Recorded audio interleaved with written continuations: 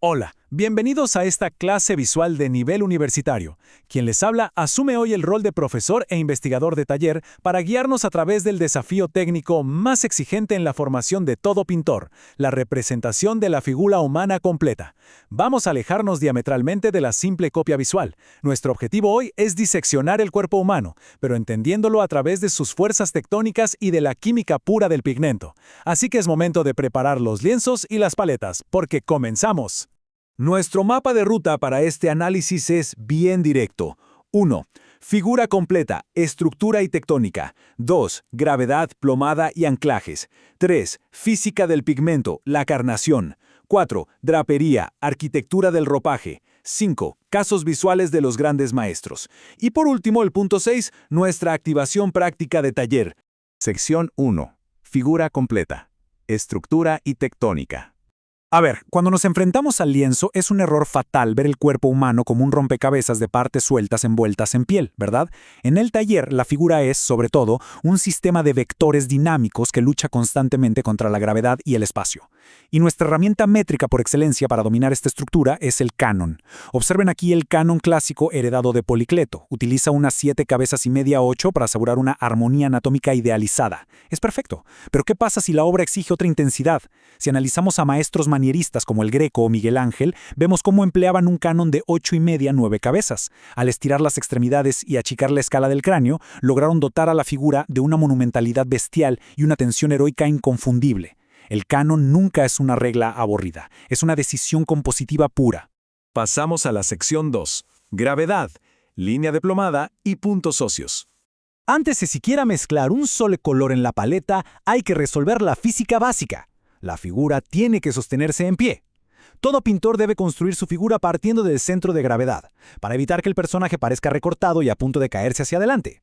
Y aquí entra la operación maestra del Renacimiento, el contraposto. Funciona así. Todo el peso recae en la pierna de apoyo, que se clava rígida sosteniendo toda la masa. Mientras tanto, la pierna libre actúa como un timón espacial súper relajado. Fíjense en la reacción en cadena. La pelvis sube inmediatamente del lado del apoyo, pero para no caer al suelo, la línea de los hombros tiene que compensar haciendo exactamente lo contrario, es decir, desciende de ese mismo lado. Esta compensación en aspa rompe la simetría rígida y le da a la figura esa fluidez orgánica tan espectacular. Ahora, para anclar esa postura al lienzo sin perdernos, usamos lo que en el taller llamamos balizas estructurales. Olvídense un momento de los músculos. Las verdaderas guías son los accidentes óseos superficiales.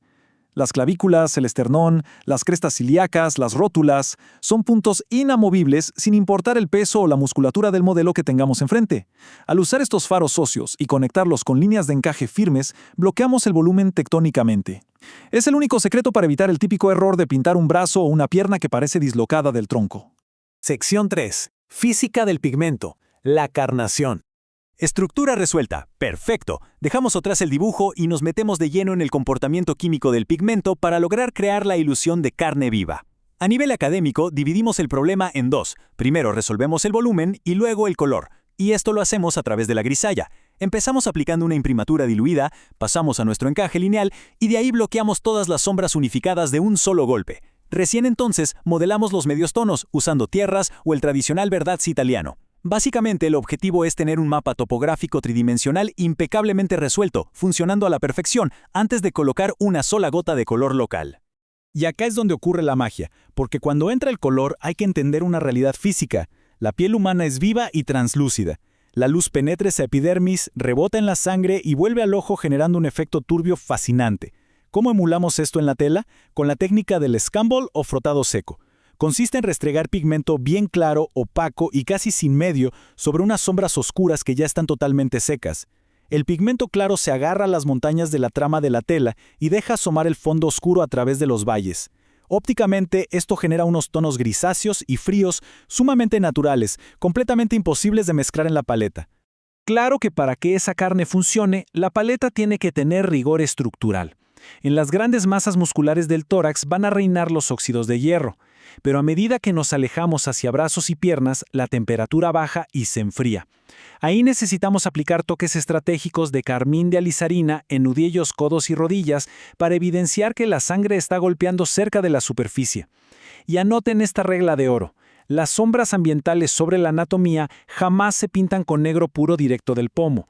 Las construimos cruzando complementarios transparentes como el azul ultramar y la tierra de sombra tostada. Eso crea una oscuridad que respira y permite que la luz de ambiente penetre la carne. Sección 4.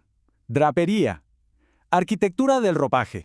Cuando incorporamos la indumentaria, sumamos una complejidad técnica tremenda. Y cuidado, que la figura vestida no esconde la anatomía.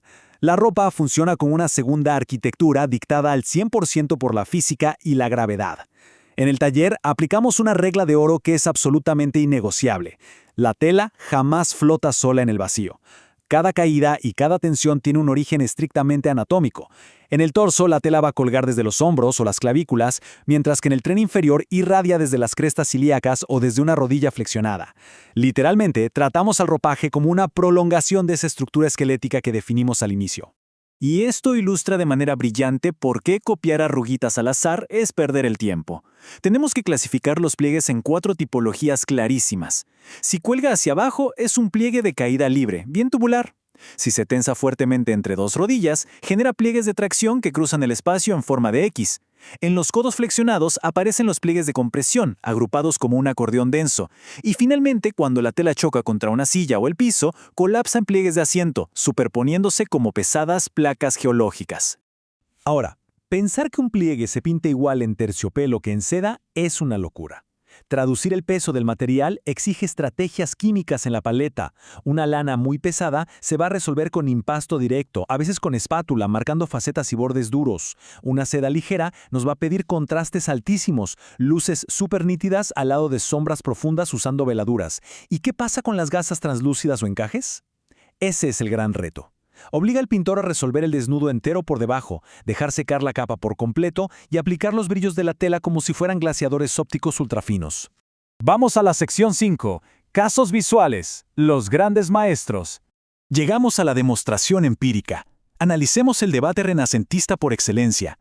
En una esquina, Miguel Ángel, el gigante florentino del diseño. Su visión es pura tectónica monumental. Pintaba sobre el muro húmedo casi como si estuviera esculpiendo en piedra, usando tramados de líneas muy finísimas, lo que llamamos hatching, para forjar músculos tensos de transiciones tajantes. En la otra esquina, Tiziano, que en Venecia revolucionó el mundo con el poder del colorito. Tiziano no dibujaba, atacaba el lienzo armando volúmenes con manchas de óleo directas, disolviendo los bordes para ganar atmósfera luminosa y cerrando sus obras con 30 o 40 capas de veladuras increíbles. Hay que entrenar el ojo para cazar estos hechos fácticos sobre la tela. Cuando miramos a Caravaggio, notamos cómo recorta las formas con un claroscuro extremo, logrando un naturalismo súper teatral y agresivo. Al estudiar una obra de Rubens, presten atención a la exuberancia de la pasta en sí. Su carne no es rígida, es dinámica, cálida y vibra. Y si saltamos bruscamente al siglo XX con Egon Schiele, olvídense del canon de Policleto. Ahí la lección está en la tensión psicológica. Miren esos trazos secos y angulosos, la deformación deliberada en las manos y torsos. Todo ahí respira vulnerabilidad y ansiedad. El material que usan siempre nos cuenta la historia de lo que pasa por sus mentes. Entonces, la pregunta crítica es, ¿cómo lograron todos estos genios integrar masas corporales tan monumentales en un fondo plano sin que parezcan pegatinas? El truco está en orquestar los edges o bordes. Usamos bordes duros exclusivamente donde la luz impacta fuerte y el contraste es altísimo. Se emplean bordes suaves, bien esfumados cuando la forma va girando despacio hacia la penumbra. Pero la joya de la corona son los famosos bordes perdidos. Ocurre cuando el valor oscuro de la sombra de la piel es milimétricamente idéntico al valor del fondo. La línea desaparece visualmente y es la mente de quien mira el cuadro la que se encarga de cerrar y encontrar el contorno. Y por fin, la sección 6. Activación práctica de taller. Toda esta maravillosa contemplación teórica no sirve de nada si no la bajamos a las manos, sintiendo el olor a trementina. Nuestro ejercicio para el taller arranca construyendo una figura completa desde una abstracción estructural absoluta. Deben tirar primero la línea de plomada con carbón. Van a colectar las balizas de las cajas óseas con líneas rectas. Prohibido dibujar curvas detalladas todavía.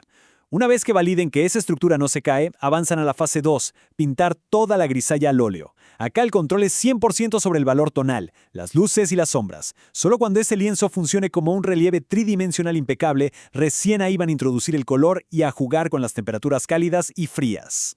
Y mientras estén ahí, manchándose frente al caballete, quiero que activen un método socrático implacable con ustedes mismos. Cuestionen su propia obra. ¿Estoy justificando todos estos bordes oscuros? ¿Este pliegue de tracción que acabo de pintar señala verdaderamente hacia el hueso de la rótula que está debajo? Pero la pregunta definitiva, la que va a juzgar si esa pintura tiene un esqueleto que la sostenga o es solo una bonita mancha colorida, es esta. ¿Cae verdaderamente nuestra línea de plomada en el punto de apoyo exacto del modelo? El desafío tectónico está sobre la mesa, la invitación está hecha. Es el momento de agarrar los pinceles e investigar empíricamente estos principios en el lienzo. A seguir pintando con rigor y nos encontramos en el próximo análisis visual.